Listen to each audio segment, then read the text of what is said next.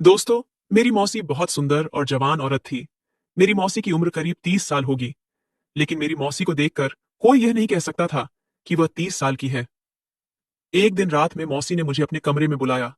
उस दिन मेरे मौसा घर पर नहीं थे। तब मेरी मौसी ने मुझसे कहा, मुझे अकेले सोने में बहुत डर लगता है। ऐसा कहकर मौसी ने मुझे अपने कमरे में सुला लिया। उसके बाद मेरे साथ जो हुआ, उसे हम कभी सोच भी नहीं सकते थे। तो चलिए दोस्तों, कहानी को शुरू करते हैं। नमस्ते दोस्तों, आज की इस कहानी में आपका स्वागत है। दोस्तों, मेरा नाम रवि है। दोस्तों, मेरे मम्मी पापा के गुजरने के बाद मेरी जिंदगी पूरी तरह बदल गई, क्योंकि मेरे फैमिली में अब कोई भी नहीं है और अब कोई भी रिश्तेदार मुझे अपने पास रखने को तैयार नहीं था। उस समय मेरी उम्र लगभग 16 साल थी। जब मेरे मम्मी पापा का अंतिम संस्कार हुआ, तब मेरे सारे रिश्तेदार मुझे अकेला छोड़कर चले गए। मुझे समझ नहीं आ रहा था कि अब मैं क्या करूं। तभी मेरी मौसी ने फैसला किया कि वह मुझे अपने घर ले जाएगी। मौसी ने कहा, तू मेरी बहन की आखिरी निशानी है, मैं तुझे अकेला नहीं छोड़ सकती। लेकिन मेरे मौसा को यह पसंद नहीं आया। वह गुस्से में बोले, मैं इसका पालन पोषण नहीं कर सकता, इसे किसी अनाथालय भेज देना ही ठीक रहेगा। यह सुनकर मुझे बहुत बुरा लगा, क्योंकि अब मेरा भविष्य मेरे हाथ में नहीं था, बल्कि दूसरों के फैसलों पर निर्भर था। मगर मौसी ने हाथ जोड़कर मौसा से कहा, आप इसे अकेला कैसे छोड़ सकते हैं? रवि पहले ही बहुत दुख झेल चुका है। लेकिन मौसा तब भी मुझे अपने साथ ले जाने के लिए तैयार नहीं थे। मौसा ने कहा, रीना, तुम्हें तो पता ही है कि मेरी कमाई बहुत कम है। उसमें घर चलाना भी मेरे लिए बहुत मुश्किल हो रहा है, और अब मैं इसकी जिम्मेदारी कैसा ले सकता हूं? तब मौसी ने कहा, हम इसके घर को किराए पर लगा देंगे और भाई साहब की दुकान भी किराए पर दे देंगे। इससे रवि की परवरिश में आपार कोई बोझ नहीं पड़ेगा। तब मौसा ने कोई जवाब नहीं दिया, बस सिर हिलाकर हाँ कह दिया। लेकिन उनके चेहरे से साफ लग रहा था कि वह अभी भी खुश नहीं थे। आखिरकार मैं मौसी के साथ उनके घर आ गया। अब मेरी मौसी मेरी बहुत देखभाल करने लगी, लेकिन वह मेरी देखभाल सिर्फ इसलिए कर रही थी ताकि उसकी जरूरतें पूरी हो सकें। वैसे मेरी मौसी का घर 5 कमरों का था। उसमें से एक कमरा मुझे दे दिया गया, जो बहुत छोटा था। उसमें सिर्फ एक सिंगल बेड और एक अलमारी थी। मेरे घर और दुकान मौसी ने किराए पर दे दिया था। उसी पैसे से उन्होंने मेरे लिए कपड़े खरीदे और कॉलेज में मेरा 12वीं में एडमिशन करा दिया। लेकिन मेरा मन पढ़ाई में बिल्कुल नहीं लगता था। कॉलेज में भी मन नहीं लगता था। हर समय माँ पिताजी की याद आती थी। तब मैं अक्सर अकेला रहता और किसी से ज्यादा बात भी नहीं करता। एक दिन मैं अपने कमरे में बैठा माँ पापा को याद करके रो रहा था। तभी मौसी अंदर आई। मौसी ने मुझे रोते हुए देखा और मुझे अपने पास खींच लिया। फिर मौसी ने मुझे समझाने की कोशिश की। मौसी ने कहा, चिंता मत करो, सब धीरे धीरे ठीक हो जाएगा, तुम्हारा दुख भी कम हो जाएगा। ऐसा कहकर उसने मेरे पीठ पर हाथ फेरना शुरू कर दिया। कुछ देर बाद अचानक मुझे अजीब सा महसूस होने लगा। मेरे पूरे शरीर में एक अजीब सी सनसनी दौड़ गई और मैं डर गया। तब मेरे दिमाग में हजारों सवाल घूम रहे थे। अब क्या होगा? इस स्थिति से कैसे बाहर निकलूं? तभी मौसी ने फिर से मेरी पीठ पर हाथ फेरना शुरू कर दिया। तभी मैंने महसूस किया कि उसने नीचे कुछ भी नहीं पहना था। उस समय मौसा घर पर नहीं थे। वैसे भी मौसा को आने में हमेशा देर हो जाती थी, लेकिन उस दिन मैंने हिम्मत करके मौसी को खुद से दूर कर दिया। तब मैं मौसी की आंखों में देखने से बचने की कोशिश किया, लेकिन तभी उसने मेरे हाथ पकड़ लिया। फिर वह मेरे हाथ पर लगी चोट को देखने लगी, क्योंकि 2 दिन पहले एक छोटा सा हादसा हुआ था, जिससे मेरे हाथ में हल्की चोट आई थी। मौसी ने कहा, यह तो बहुत गहरी चोट है, मैं दवा लगा देती हूँ। मगर मौसी के इस व्यवहार से मुझे अजीब लगने लगा था। मैंने उसे रोकते हुए कहा, नहीं, मैं खुद दवा लगा लूंगा। उस दिन के बाद से मौसी के व्यवहार में बड़ा बदलाव आने लगा। अब वह घर में छोटे और तंग कपड़े पहनकर घूमने लगी। सुबह के काम निपटाकर मौसी मेरे कमरे में आ जाती और सहारा देने के बहाने कभी मेरे कंधे, कभी मेरी पीठ, तो कभी मेरी कमर पर हाथ फेरने लगती। मैं हर बार उसका हाथ हटा देता, लेकिन वह पीछे नहीं हटती थी। एक दिन उसकी हरकतों से मुझे बहुत गुस्सा आ गया। मैंने साफ कह दिया, मौसी, मेरी देखभाल करना बंद करो। मैं अब ठीक हूँ और जो कुछ हुआ उससे भूल चुका हूँ। अब मुझे पढ़ाई करनी है। प्लीज मेरे कमरे से बाहर जाओ। तब मेरी बात सुनकर मौसी थोड़ी चौंक गई, लेकिन उसने अपना व्यवहार नहीं बदला। जाते जाते वो मुस्कुराकर बोली, रवि, आज रात तुम्हारे लिए तुम्हारे पसंद की खाना बना रही हूँ। तब मैंने सीधे मना कर दिया और कहा, नहीं, मुझे नहीं चाहिए। आप मौसा की आर्थिक स्थिति देखते हुए खाना बनाओ। उन्होंने मुझे यहाँ रहने दिया, यही मेरे लिए बहुत बड़ी बात है, और मुझसे इस तरह की फरमाइश मत करो। तब मैं गुस्से में बोल रहा था, लेकिन मौसी ने मुझे शांत करते हुए कहा, तू मेरे लिए बहुत खास है, मैं तुझे कभी अकेला नहीं छोड़ सकती हूँ। इतना कहकर मौसी कमरे से बाहर चली गई। रात को जब मौसा घर आए और टेबल पर खाना देखें, तो गुस्सा हो गए। फिर उन्होंने मौसी से कहा, रीना, मैंने तुमसे कहा था कि मेरी हालत के हिसाब से खाना बनाओ। मेरे पास इतने पैसे नहीं हैं कि मैं किसी को भी कुछ भी बनाकर खिला सकूं। तब मौसा की यह बातें सुनकर मुझे बहुत बुरा लगा। तभी मैं प्लेट में खाना लेने ही वाला था, लेकिन उनके शब्दों ने मेरी भूख खत्म कर दिया। तभी मौसी ने देखा कि मैंने खाना की प्लेट अलग सरका दिया, तो इस पर वह बोली, रवि बेटा, तुम इनकी बातों पर ध्यान मत दो। फिर वह मौसा से बोली, यह खाना तुम्हारे पैसों से नहीं बनी है, ये रवि के घर और दुकान के किराए के पैसों से बनी है। ये सुनकर मौसा को और गुस्सा आ गया। उन्होंने कहा, अगर अब तुम इस तरह हिसाब रखने लगी हो तो ठीक है, ये खाना मेरे पैसों से नहीं बनी, तो मैं इसे क्यों खाऊंगा। इतना कहकर वह गुस्से में उठकर चले गए। तभी मौसी ने गुस्से में कहा, तुम इस तरह का तमाशा क्यों कर रहे हो, मैंने कब कहा कि तुम इसे मत खाओ। तब मौसा गुस्से में अपने कमरे में चले गए।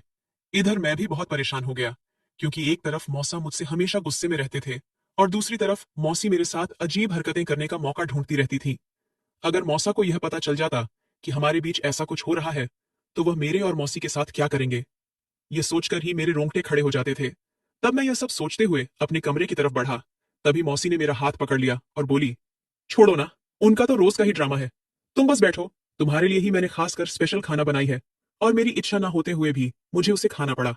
फिर मैं खुद ही अपनी थाली में खाना लेने लगा। तभी मौसी बोली, आज मैं तुम्हें अपने हाथों से खिलाऊंगी। फिर वह एक को और मुझे खिलाती और दूसरा खुद खा लेती। तब उसकी नजरें अजीब तरह से मुझ पर थीं। वह मेरी मौसी थी, लेकिन उसकी हरकतें देखकर मेरे मन में अजीब अजीब ख्याल आने लगे। तभी वह बोली, रवि, तुम्हें देखकर लगता ही नहीं कि तुम सिर्फ 16 साल के हो, बल्कि तुम तो किसी फिल्म के हीरो जैसे लगते हो। दोस्तों, मौसी भी किसी हीरोइन से कम नहीं थी, लेकिन उसकी हरकतें बहुत अजीब थीं। शायद इसी वजह से वह मुझसे इतनी करीब आने की कोशिश कर रही थी। मौसी की शादी को 8 साल हो चुके थे, लेकिन अभी तक उनका कोई बच्चा नहीं हुआ था, और शायद इसीलिए वह और मौसा हमेशा झगड़ते रहते थे। जब भी मौसा घर आते तो किसी न किसी बात पर दोनों में बहस हो जाती थी।